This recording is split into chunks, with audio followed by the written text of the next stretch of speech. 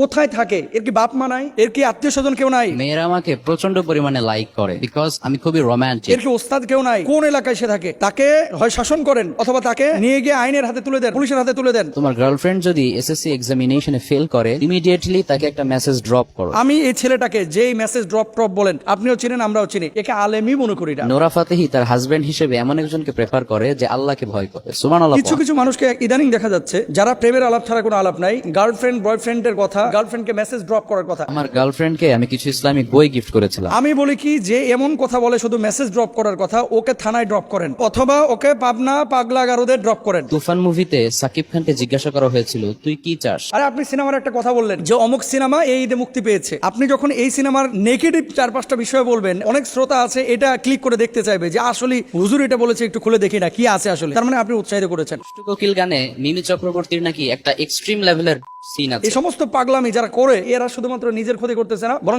সমষ্টিগতভাবে ইসলামের ক্ষতি করতেছে। এরা দাজ্জালের চাইতেও মারাত্মক। জোরে সোরে বলেন নাউজুবিল্লাহ।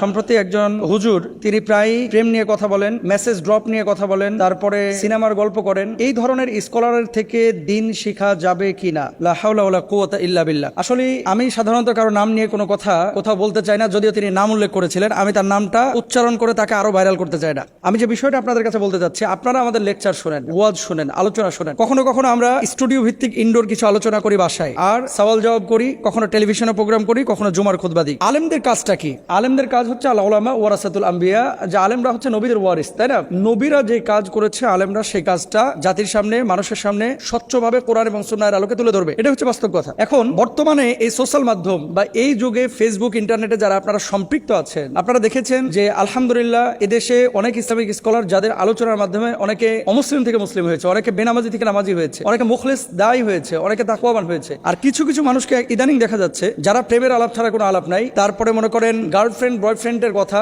সিনেমার গল্প করা, তারপরে ফুটবলের গল্প করা, এই যে এই ধরনের অনেক বিষয়গুলো তারা বিভিন্নভাবে বিভিন্ন উপায়ে দর্শকদের সামনে, মানুষের সামনে, জাতির সামনে পেশ করছে। আল্লাহর নামে হলফ করে বলছে, আমি 3বার বলতেছি, আল্লাহর কসম, আল্লাহর কসম, আল্লাহর কসম, আজকে ওমরের জামানা যদি থাকতো, তাহলে হয়তোবা যে অপরাধী এইভাবে ইসলামকে কটাক্ষ করছে, হাসির পাত্র বানাচ্ছে, তাকে হয়তোবা ওমর রাদিয়াল্লাহু তাআলা আনহু কড়া শাসনের মুখোমুখি করে হয় জেলখানায় পুরে দিতেন অথবা তাকে কতল করে ফেলতেন। এরকম যারা ইসলামকে তামাশার পাত্র বানায়, যারা এই কথাগুলো বলতেছে, কখনো ব্রাজিলের কথা বলতেছে, আর্জেন্টিনার কথা বলতেছে, মানে কিভাবে, যারা আজকে সকালবেলা তোমরা খেলা দেখেছো, আবার বলতেছে যে গার্লফ্রেন্ডকে মেসেজ ড্রপ করার কথা। আমি বলি কি, যে এমন কথা বলে শুধু মেসেজ ড্রপ করার কথা, ওকে থানায় ড্রপ করেন অথবা ওকে পাবনা পাগলা গারদে ড্রপ করেন।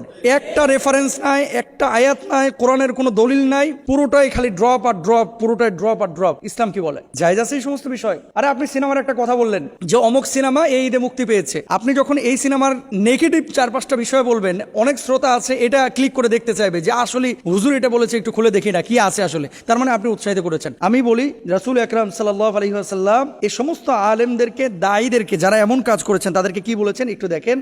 এরা দাজ্জালের চাইতেও মারাত্মক। জোরে সোরে বলেন নাউজুবিল্লাহ।